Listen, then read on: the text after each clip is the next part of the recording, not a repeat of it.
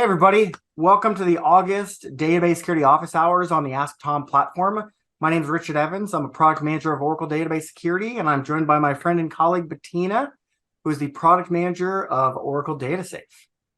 And Bettina is going to talk to you today about how you can extend the Oracle DataSafe capability to your Amazon RDS for Oracle environments. Okay. Let's go ahead and kind of get into the announcements here. So this call is being recorded. It will be available a few days after the presentation. It'll be posted on the Oracle part on the Ask Tom network. And then there's a YouTube video there too that you can click on too. So you'll get an email when we update the session if you're registered. If you're not registered and this is your first time joining, welcome. Thanks for joining us. There's a QR code on here, or there's a bit.ly link at the bottom where you can sign up to hear about our monthly database security office hours. So we do relevant kind of announcements. So I've got a few slides on what's new and what we want you to focus on or think about. And then Bettina is going to lead our technical topic today on DataSafe. And then we'll have some time at the end for Q&A. You can ask questions about just about anything. I don't promise you that I'll be able to answer them, but you can always message us and we can take it offline after the meeting. Announcements. I try to put everything I talk about on our GitHub page. There are still a few more links that I need to put out there, but I'll go ahead and share this in the Zoom chat. So this QR code will take you to our GitHub repository. We've got over a year's worth of these notes and links and examples out there. So you can go back and watch the video and say, oh, he talked about that. And rather than trying to type the URL or write it down or copy the code, hopefully I've provided it for you. If there's something I'm missing, always just reach out and let me know. I shared my email there in the Zoom chat. Let me know that I did not provide a link or an example for you. But we try to do this to make it easier for you to take advantage of what we talk about today. Quarterly patches were released. Please always stay up to date on these patches as much as possible. Whether it's Oracle or any product, you need to stay current. We always like to say that, there's some really good hackers, but most of them are lazy. So what they do is they look at the patches that were released for any product. They figure out what those vulnerabilities or those bug fixes were. Then you start to see those things get exploited en masse against those software, hardware components. So stay up to date on patching as much as possible. You can even patch monthly with Oracle Database now. If you're using RAC, take a look at fleet patching and provisioning. That'll help you create gold images. It'll help you patch your grid infrastructure as well as your database, hopefully making life a little easier when it comes to patching for your organization. And as always, Mike Dietrich's blog is the source of information for me and everyone on patching and upgrading the Oracle database. So take a look at MikeDietrichDE.com for more information on patching and upgrading. We want you to look at migrating from traditional to unified auditing. Even if you're on 19C, take advantage of it. Look at what the capabilities are. If you're going to be modifying any of your audit policies or creating new ones, please, please, please look at unified audit instead of traditional, because traditional auditing is unsupported in 23C. Okay. So there's a QR code on the screen that takes you to this My Oracle support link, which is a traditional to unified audit syntax generator. So it can take your existing traditional audit policies and convert them into unified syntax.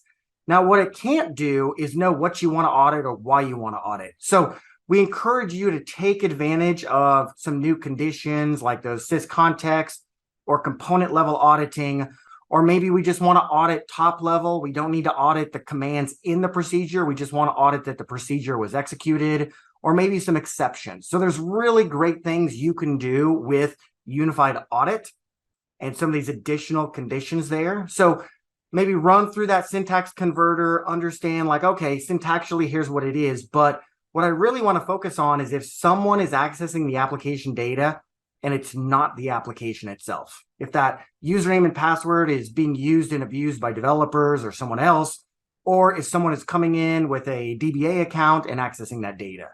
So you can do those kind of things with unified auditing very easily, okay? And then there's a sec configuration, sec conf.sql script in the RDMS admin directory. So it kind of shows you, like, if it's an 11G database, here's what traditional auditing looks like. If it's 12C or higher, here's what unified auditing looks like. So it gives you a little bit of an example there to kind of work with. Okay. In cloud identity, we've got some new features here. Alan Williams and his team have been hard at work on this. So now non-default domains are supported with IAM with identity domains. Federation is supported as well, but only for IAM with identity domains. So if your tenancy is still on a legacy IAM or IDCS, it's not supported there. There's a cool tutorial that Alan's team and the doc writers have put together on that QR code that talks about OCI IAM with Azure AD tutorials. Okay. The Oracle database can integrate with Azure Active Directory, both with version 1 of the default and version 2 AD tokens for autonomous database serverless. So we're always improving this capability here. So rather than you having to manage database users in autonomous on a database by database basis, look at integrating them with OCI, look at integrating them with Active Directory, AD, Azure AD if you're using that. Lots of good capabilities always coming up with cloud identity and Oracle database. Peter Wall, the product manager of TDE and Key Vault, has also been hard at work on some new features here. Some of the things he wanted me to highlight today. In 23C, the default algorithm will be AES 256. There will also be an available XTS cipher mode for table space encryption. With database 21C, you can do the database creation assistant to create a wallet-based TDE and create an encrypted database. With a database creation assistant in 23C, you're going to be able to encrypt an existing database. So always exciting things going on with improving the capabilities around encryption and access control. If you're upgrading Oracle Key Vault, you're not going to have to restart the database to update that PKCS 11 library there. And with Oracle Key Vault, you can now register Key Vault as a key management resource in OCI. Exadata Cloud at Customer will automatically migrate newly provisioned databases into on-prem Key Vault clusters there. And the Oracle Key Vault 21.6 is officially supported by Exadata dedicated Exadata Cloud services. So there's a My Oracle support note out there. I do need to put that in the GitHub documentation, but some really neat things that are going on with TDE and with Key Vault to kind of start with encryption, or in 23C to convert, or to use a new cipher mode as well. Peter provided a couple screenshots here just to show you what it would look like in OCI. So basically, you create a key store as a one-time thing here. On the left-hand side, you can see we give it a name. We provide our Key Vault connection and our username. The next step is we perform that onboarding of those databases there. So we're going to choose the customer managed keys and then choose that key store to utilize there. So really great stuff that we can do with OCI as well as Oracle Key Vault, Exadata Cloud at Customer. And then Peter shared this architecture diagram here with me. So this has got Key Vault deployments for Exadata Cloud at Customer, Exadata Cloud Services, on-prem databases. You can see on the top, you've got your cloud. So you've got Key Vault deployed from the OCI marketplace. You've got your Exa databases up there. On the bottom, you've got your 2 data centers. You've got your on-premises Exa Cloud at Customer, or your on-prem databases with your nodes for Oracle Key Vault. So Peter's trying to explain here how you can kind of create this robust hybrid ecosystem of on-prem data center, cloud databases, and have it all work with Oracle Key Vault. So if you have any questions, if this looks like an architecture you'd be interested in, drop a note in the Zoom, send me a message. I'll paste my stuff here again, and let me know, and I'll put you in touch with Peter Wall and the TDE and Key Vault team here. So real exciting stuff. Oracle Key Vault has been upgraded on our database security LiveLabs as well. So if you want to get your hands on Oracle Key Vault 21.6 or AutoVault 20.9, or the latest kind of release update of Enterprise Manager, or even the latest patch set update of the database, you can look at our Oracle LiveLab here. So this is a 4 virtual machine setup that can run either in your tenancy or on our tenancy. If you press that green button, you can run it on the Oracle LiveLabs sandbox for 3, 4, 5 hours and go through 40 or so hands-on lab related to securing an Oracle database. So one of the things we want you to know is it's free of charge. You can deploy this, in your environment, our environment, and then you can just get your hands on it. Get comfortable with the technology and understand like, oh, okay, that's what I would do with TDE, or that's the capabilities of Key Vault, or that's what Database Vault can do. So really robust capabilities on that Oracle LiveLabs platform. And then specific to today's conversation, we've got a couple labs out there on Oracle DataSafe. So we recommend getting started on the left-hand side with that DataSafe fundamentals and the QR code that's there. And then if you're doing anything on premises and you want to see how Oracle DataSafe will work with your on-premises databases or your Amazon RDS for Oracle databases, there's a lab on the right-hand side there that'll kind of walk you through that. And, we recommend you start with the first one and then move to the second one and then take advantage of both labs. They're interchangeable. The fundamentals has more in-depth capability than the on-prem database lab there. So you could pretty much do everything from the fundamentals on-prem as well. So good labs go hand in hand. It's something available to help you learn Oracle DataSafe. Okay. Another new lab we have out there is around the advanced compression option and the advanced security option. So we're talking about compression and encryption and using those together. This is a common question we get from customers is, hey, we're deduplicating, we're compressing, we're doing this. We want to know how that's going to affect our backups. We want to know how that's going to affect our table spaces, our data files. So this lab, is pretty basic because we don't have any dedicated hardware that we can work with to show you how compression would work. But hopefully it gives you an idea of the overlapping capability, how to perform that online compression using online redefinition or do it offline, how to use parallelization, and then use the compression advisor here to kind of get an idea of what that segment compression ratio would look like. So take a look at that. There's a QR code out there. Currently, that's only something you can run in your tenancy, but hopefully the next couple of weeks we'll have that offered as a green button, run it on the Oracle LiveLabs sandbox option for you to work with. Okay. 23C free, we've been talking about this since March, I think. March now. So it's been 6 months almost. If you haven't downloaded it yet, kick the tires on it at oracle.com/23C free. Blast that QR code there and give it a shot. There's a virtual box. You can download the zips and install it in your own environment and give us feedback. If you go to that oracle.com link, there's a link to the forums, the Oracle community, where you're going to be able to get responses from product management on, what's working or what's not working, what the state of things are there. And so you can get kind of an advanced copy here of the upcoming release of Oracle Database 23. If you're a developer, this is really important. Get your hands on it. Take advantage of some of the new capabilities in there. If you're a DBA, same thing. Your developer's going to want to use those features, so you should understand them as well. One of the things we'd like you to kick the tires on is Oracle SQL Firewall. We've embedded this technology into the kernel of the Oracle database with 23C. And so there's a QR code that'll take you to a hands-on demo script. There's a demo video out there for you as well. So you can understand the capabilities of Oracle SQL Firewall in the upcoming 23C free release. So, all right, Bettina, let's turn it over to you. So yeah, thanks for having me, Rich, in today's office call. So what we would like to do is, you might have seen in May, we did an update on DataSafe, and we talked about, all the new features that we introduced earlier in the year. And I would just like to give you an overview of the extension we've done here to also now support Amazon RDS for Oracle in DataSafe.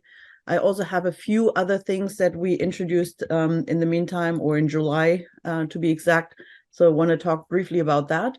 but then specifically really show you if you have an Amazon RDS database running on AWS, how can you support or how can you connect that to DataSafe?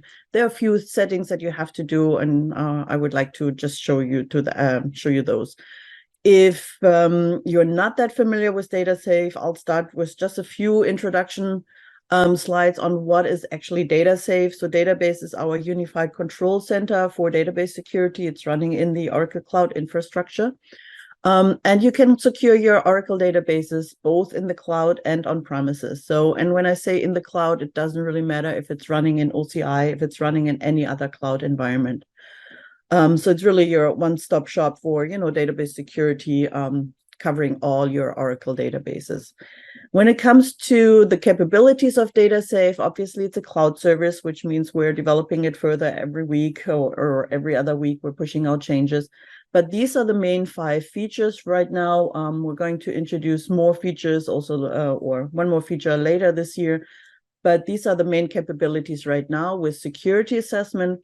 Security assessment helps you quickly evaluate the security posture of your database, making sure your configuration is set up securely, that you're not leaving any, unnecessary risk open, really closing the doors for hackers. Then we have user assessment, which identifies highly privileged users, where you can then see, what are those grants these users have, what are the roles, the system privileges these users have. You can also check what they're actually doing on the database, so it's integrated with our activity auditing here. And also here, it really helps you identify, were there any changes, right? So from week to week, have we introduced any new users? Were any entitlements changed? So you can easily see if something has changed, the user has gotten more privileges or so, so that you can identify that. Additional things that you're getting at a glance is obviously who of my users have DBA privileges, database vault privileges, audit privileges or audit admin privileges. Which of my users haven't logged in a while, right? I had that discussion with one of my customers recently. They set up DataSafe for some of their most critical databases, ran user assessment, or user assessment, it's actually done automatically for you. And then we found in their most critical, or one of their most critical database, they had over 20 users who haven't logged in over a year. So good idea to log those out of your database, obviously. Then we have activity auditing. That has 2 parts to it. So activity auditing, if you get just getting started with auditing, it comes with recommendation on audit policies that you should enable. So basic audit policies, admin activity policies that you should track in your database. So it really helps you getting started with that. We also have what we call audit insights. That really gives you more insight into, where are you creating a lot of audit volume. So especially when you're starting with new audit policies, you can now track, hey, is this what I want? Do I need to fine tune it? Maybe the volume is more than you expected. How can you fine tune it, and so on. And then the second part is really the audit collection. So once you have your audit policies enabled, you can then centrally collect and store them in DataSafe. You can set up your retention periods depending on what corporate policies you have or any regulations you might have to follow. So here you can then say, hey, I want to keep my audit records for 2 years, for 3 years, for 7 years or so, and then DataSafe will manage that automatically for you. And once we have the audit data in DataSafe, then we have predefined audit reports that you can use. You can set up alerts based on those data in your audit records and so on. Everything is extensible, so you can obviously also create your own custom reports. You can schedule them to run every week or so, set up alerts based on that, etc. Then when it comes to sensitive data, we have sensitive data discovery. Sensitive data discovery comes with over 150 predefined sensitive data types. So we can scan your database, your schemas, or single schemas, and really find, or try to see what sensitive information you're storing in your database, where is the sensitive information stored, which tables, which columns has sensitive information, what type of sensitive information do you have? Do you have, PII data, or is it more, personal information, or is it more financial information, healthcare information that you're storing? And as I said, where is it stored? So once you know where sensitive data is, then obviously you can take additional measurements like maybe also checking who accessed sensitive data. So we also have a predefined report in the auditing part that can then also show you who has accessed certain sensitive information. You can set up policies, obviously, for those, track that specifically, or especially if you have any copies of your productive environment for non-productive use, if it's a development environment, Q&A or a QA environment, training environment, you really want to make sure that you're not exposing any sensitive information in those non-productive environments.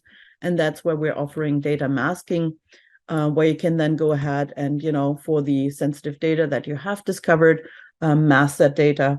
So really making sure you have realistic looking data, but it's not the actual sensitive information here. So you're overwriting, let's say, your customer data, you're overwriting any employee data that you have, any credit card information, etc. And for both sensitive data discovery and data masking, as I mentioned, it comes with predefined sensitive data types. It comes with predefined data masking formats, and you can always extend that if you have any needs that we don't cover out of the box. Overall data save, what we try to do is really making it as easy as possible to use. So there is, one of our design principles was really making it easy to use. You don't need any special security expertise to use it. There's no coding required for you. So really you register your database and then you get immediate insights into any risks that we have found around the configuration of your database, the data you're storing in the database, or the users who are accessing the database. In terms of availability, so DataSafe is now really available for all flavors of the Oracle database. So the one missing puzzle piece that we had was Amazon RDS for Oracle that we now added last month in July. So that is now also available to monitor in DataSafe. Overall, if you look at it, this picture here, so if you have any Oracle Cloud database, if this is autonomous, if this is Oracle-based database, if it is an Exadata running an OCI, then DataSafe comes already included. The same is true if you have any cloud at customer database. So if it's Exadata Cloud at customer or autonomous on Exadata Cloud at customer, DataSafe is included here as well. And then you can still use DataSafe for your on-premises databases or any database, Oracle database running in third-party clouds like Amazon RDS. There is just a monthly fee then for those databases. If you're using the audit collection, that is also what we included here for all databases. So up to 1 million audit records per database per month, you can collect free of charge. And then only after that, there is a minimal fee. So speaking of Amazon RDS, mostly today, but again, this is true for any other on-premises database or any other Oracle database running in a non-Oracle cloud or even, Oracle database on compute in OCI. As I mentioned, there is a monthly charge. And I talked about this, I think, in the May session, but just as a reminder, we introduced the tiered pricing for all these databases. So as you can see, we're starting with $200 per database per month, but that really gives you all features in DataSafe, including masking. There are no additional on-premise licenses required. And then if you have, we had customers who have hundreds and thousands of databases, obviously Oracle databases. So we introduced a tiered pricing. That means if you register more than 100 databases, the price drops to $150 for those databases. If you have over 300, for those it's $100. Or if you have over $500, 500 databases in DataSafe, then the price drops to $50 for those databases. Okay. One other change we have introduced in July now is for security assessment and user assessment. You might know that we're scheduling the assessments automatically once you register your database. By default, we're scheduling it for once a week, but you can always change that schedule. You can set it to daily for more critical databases. You can set it to, once per month if you have just a training system, for instance, or so. What we now introduce is that if you have any maintenance activities running on your database, you're doing an upgrade or, anything else where you don't want to have anyone, trying to connect to your database, you can then also stop the schedule. So you will find, I'll show you in a moment, there are two different ways how you can stop the schedule. And then once you're done with your maintenance activities, you can start it again. And this is true for both security assessment and user assessment. Let me go real quick. Let me find here my data safe. So this is my data safe environment here in OCI, as you can see. And as I mentioned, there are two ways how you can start or stop the schedule. So you can go to any of your reports here, my target report, for instance, for this database, DSATP01. So here I stopped the periodic schedule yesterday.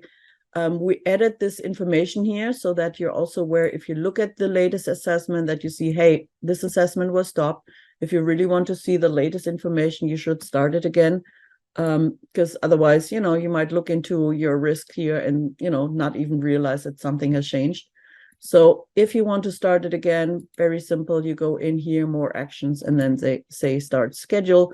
And then it's picking up the same schedule as you had before you stopped it. So if it was scheduled for once a week running on a Wednesday, it picks that up again and starts it on that day again. So this is now running. So this is one way how you can do it. This is already started now.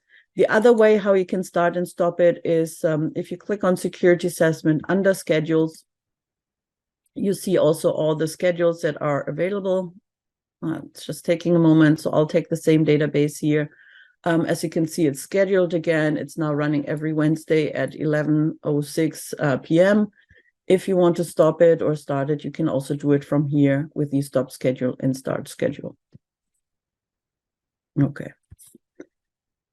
Obviously, we're recommending to run it because you really want to know if someone is changing your configuration and introducing any unnecessary risk to run it. But if you have any maintenance activities, you can now pause it as well.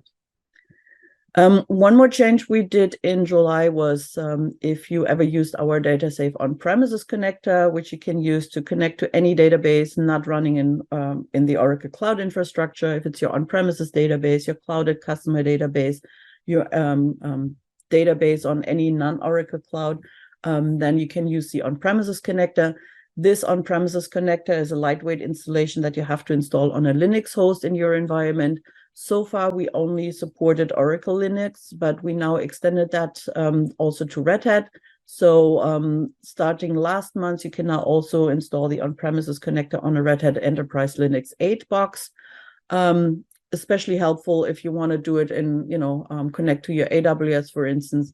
Then you might want to spin up an EC2 instance with Enterprise or with Red Hat instead of Oracle. So that is possible now here as well. Good. With that, speaking of AWS, so as I mentioned earlier, so Amazon RDS for Oracle databases was still missing in our support of Oracle databases. With this now, we're really supporting all flavors of the Oracle database. If you're familiar with Amazon RDS for Oracle, it comes as Enterprise Edition or Standard Edition 2. We're supporting both of them in DataSafe. For the connectivity options, as I mentioned, you can use the DataSafe on-premises connector, lightweight installation. I also have a demo that shows all the steps here with the on-premises connector in a moment.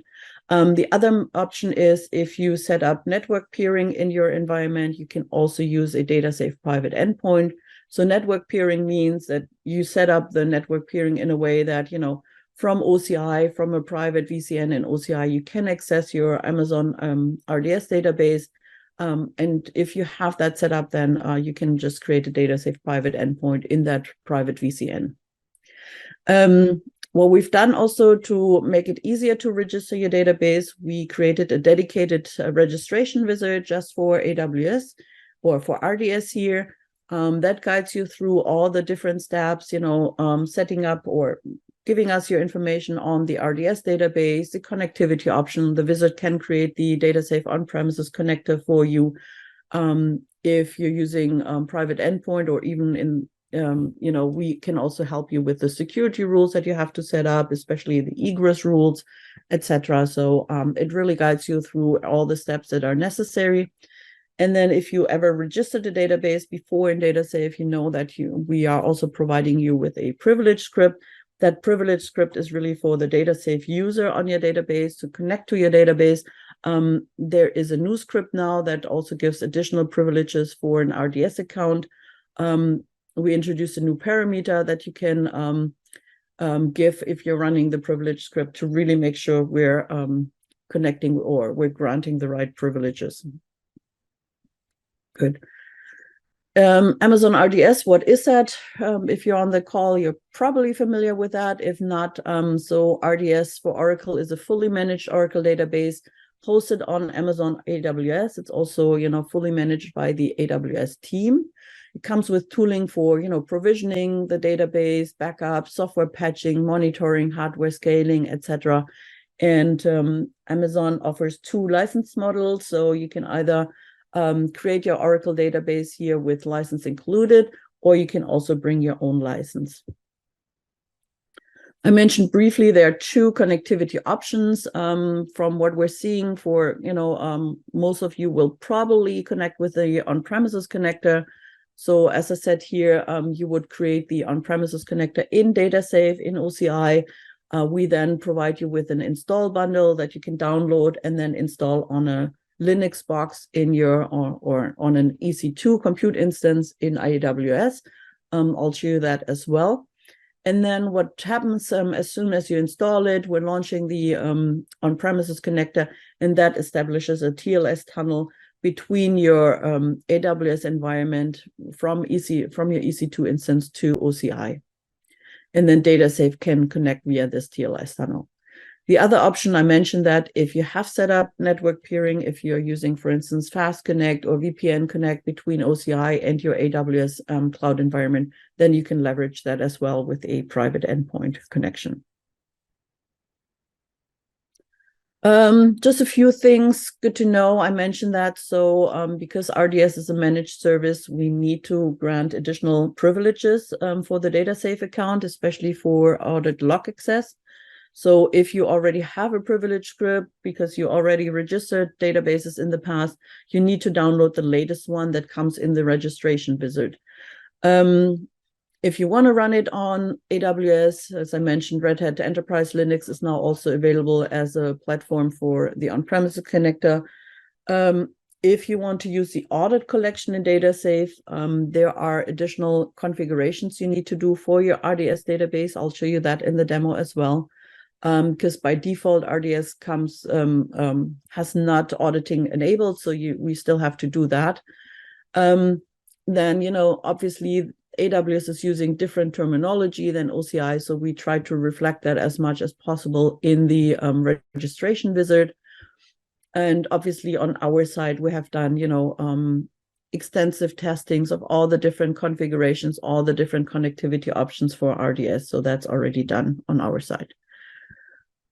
If you register an on-premises database, if you register an RDS database, so what are the different steps? So obviously you need to have an EC2 instance, Red Hat Linux or Oracle Linux, where you can install the on-premises connector. You need to configure your Amazon RDS database to make it accessible from the EC2 instance, because that's going to be our connector from the database to DataSafe. You need to create a DataSafe service account on the database, ds$admin, DataSafe $admin, or whatever you want to call it, and then grant the necessary privileges with the privilege script that I mentioned. You can connect from the on-premises connector to your database either with TCP or TLS. As you can see, for TLS, there are a couple more little configuration steps necessary. And then, as I mentioned, if you want to use activity auditing in DataSafe, you need to configure the database parameter group to allow that. So the audit trail has to be started. And then we have to tell the RDS database how to use this new parameter group. I'll show you that in the demo as well. With that, let me move over here to our demo. And let me show you the different steps, what needs to be done. So first here, when we're on our AWS console, as I mentioned, we need to have an EC2 instance where we can install the on-premises connector. If you're here in the EC2 dashboard, you see you can launch a new instance. Here we go. Yeah. For the instance, obviously, you need to then, provide certain information, the name, what version of the EC2 instance you want to launch, and as you saw, there was Red Hat, there is Oracle available. You can select the version you want to use, etc. We already created one, so I'll show you that one. So here is our EC2 instance that we created previously.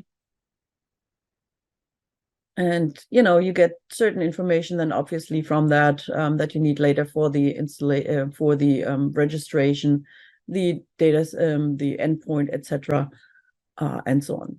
So once we have the EC2 instance, we can now go ahead to data save and then actually create our on-premises connector. So you find that in data save under target databases, you find our connectivity options, including the on-premises connector. If you create a connector, it's pretty simple. You're just basically giving it a name where you want to store it in OCI, etc. And then we give you a download bundle.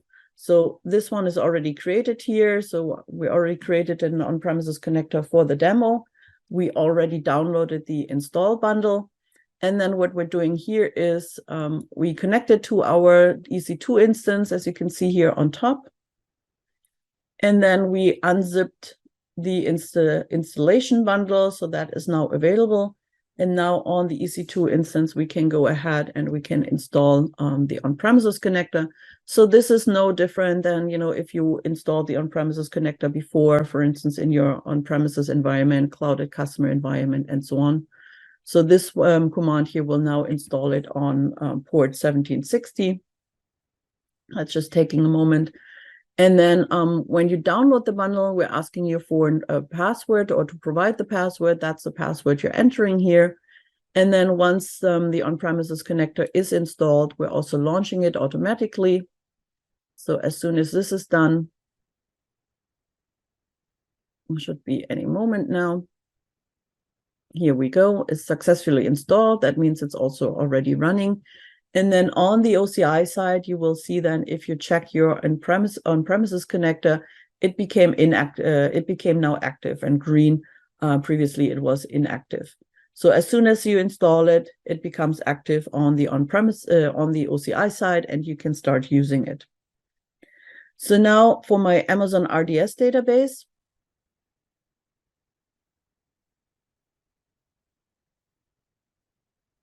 On our dashboard here, as you can see, you could create the database from here. Obviously, if you don't have one, you can then decide what type of RDS. There is the RDS database for Oracle, as you can see.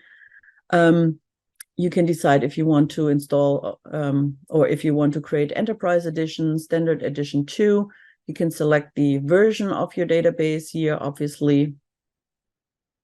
And then one thing we need to do, you're deciding also if you want to have a production database or a dev environment or dev database. And then there is one setting that we need to do. I think we're seeing that in a moment. Sorry for this, all the scrolling here.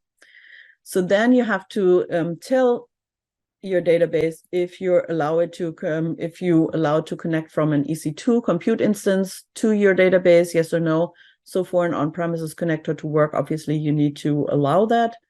And then after you allowed it, you can then also decide if you want to have the database publicly available or not. For us to work here, you don't have to make the database publicly available, so you can leave that on no, as you see here, and then just have your database created. Also here, we have already created a database, so let me show you that as well.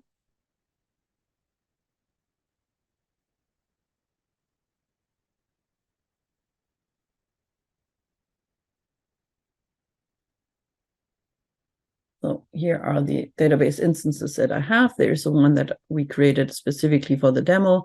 And here you see now, the endpoint, etc., all these information that we need in a moment to register our database here in DataSafe. Okay. With that, let me jump a little bit ahead here. So what we're doing now is we're connecting to the database from SQL Developer. You can, connect from your EC2 instance if you install SQL there, or you can use the SQL Developer on your laptop, whatever you want. And then what we're going to do here is we're creating the The first one is create the DataSafe user. So this one is called DataSafe $admin, as you can see. And then what is running right now is we're granting the privileges, the necessary privileges for DataSafe to work. As you can see here, the DataSafe privilege, that's the one we're providing in the registration wizard. You can just download it from there. And then you can enter this parameter RDS Oracle to make sure we're granting all necessary privileges for an RDS database. DataSafe should detect that it's an RDS database, but if you really want to enforce it, you can just provide that parameter here as well. Good, that is now created. Perfect. And now, we can move over to DataSafe again and then register the database. So here, this is not using the wizard. So the wizard is a good thing, especially if you're trying to, if you're doing it for the first time. It really guides you through step by step through all the different things that you have to provide or that you have to set up. But once you've done that a couple times, there's also this kind of advanced mode that you can use to register your database. So you're just selecting what database type, which is an Amazon RDS. You give it a name, how you want to call the database in DataSafe, how you want to have it displayed. We're using an on-premises connector for this connection, obviously. Then you select the name of the on-premises connector. So this is the one that we installed previously or earlier. The database service name of your database. Then the database IP address, or in AWS, they call it endpoint. So you can just copy that over here from your AWS dashboard. The port number where your listener is listening. And then this user that we just created with a password as well.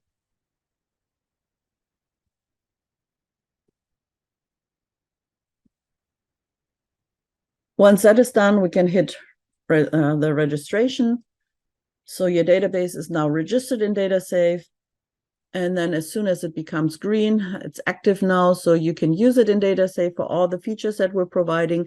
And also you can see, immediately, yes, this is now, can run. Because what we're doing typically is, as you know, we're running a security assessment, a user assessment automatically for you. So you can already check here for your database. If you go to security assessment, for instance, you see we already created a report for you with, identifying any high risk, medium risk, low risk that you might have in the configuration of your database. Good. So all these features are already working in DataSafe after the registration. But what I mentioned is if you also want to use activity auditing in DataSafe, then there is one more step that is necessary. So we have to create a database parameter group and then have a few settings that we need to do to enable auditing. So that's what we're doing right now here. We're going to the parameter groups. We're creating a new parameter group. The group family is an Oracle Enterprise Edition. That was our database. We're giving it a name. So because this is for auditing, we just call it DB Audit Trail, as you can see here. And then once it is created, we can set our audit specific parameters. So if you just look for audit, you'll find them. And then here, what you have to do is the audit sys operations, you have to set to true. And then the audit trail, you have to enter what you want to audit or, what type of auditing you want to do. So we're setting it here to DB and extended. Once that is done, you just save your changes. And now what we have to do, you can obviously check that those settings are done. And then we're moving over to our RDS database. Let me just move this along here. So now we are on our RDS database. We're modifying the database, and we're just telling this database that it's now using this new database parameter group that we just created, DB Audit Trail. And once you've set that, then you can just continue here on that screen. And then say you want to apply those changes immediately, and then hit the Modify Database Instance button. Okay, so this is all you have to do, or this last part you only have to do if you want to use activity auditing in DataSafe. And now you can, start the audit trail in DataSafe once this is done. Okay, let me stop that here for now. And let me go back to my slides here. So a few things when we tried it out for the first time, obviously we created an EC2 instance and then wanted to install the on-premises connector, and then also saw, okay, there are a few things we still need to do. So first of all, you need to have a zip on your EC2 instance. So we had to install some IO libraries. We had to install Java. We had to set the Java home, and then also making sure that Python was installed. So I just added a few commands here that might help you with, checking those things on your side. And we also added documentation links here that we found helpful. So on the AWS side, how do you use RDS with SSL? How do you configure SSL? And how do you configure the database parameter groups here? And then last but not least, the documentation on our side on how to register such a database. As you can see here, the last one. And I'll post those links here in the chat also in a moment, so you have that. And then anyway, Rich will post the information anyway. And then the LiveLab here, Rich was already mentioning the LiveLabs for DataSafe. We have the fundamentals workshop, which really guides you through all the features of DataSafe. But we have one that is called Oracle DataSafe for on-premises databases. That has also, a workshop, how to install the on-premises connector, how to create one, how to download the bundle, and so on. So if you want to try that part out, you can also use this LiveLabs and then move over to the fundamentals. So we don't have a LiveLabs for RDS because we can't run that in our environment. Obviously, you need to have the RDS environment on your side. But for the on-premise connector, you can, if you just want to try out the on-premises connector, you can do that here in this LiveLab as well. Let me copy here the links and post them in the chat real quick. Yeah. So that you have those as well. Yep, and that looks like that worked. Okay. And then let me see if there are any other questions on DataSafe in general or on what you've seen today. Also, just a quick acknowledgement, Shyam from our team, he was the one creating the RDS demo. So a big thank you to him. And then, as we said, if you have any DataSafe specific questions for what you've seen today or any other DataSafe questions, feel free to ask them now. Yeah. Let me go ahead and wrap up, and then we'll get to the questions if we have any more. So thanks for joining us. It'll be probably a week or so. We'll get this presentation out there on the Ask Tom platform so you can review it or share it. Next month's presentation will be on the 13th of September, and we're going to talk about Oracle Unified Auditing. So I'm excited to talk about this. Like, as I mentioned, we are moving toward only supporting unified auditing in 23C, and just the capabilities of unified auditing, I think, are something that a lot of customers should take a look at. So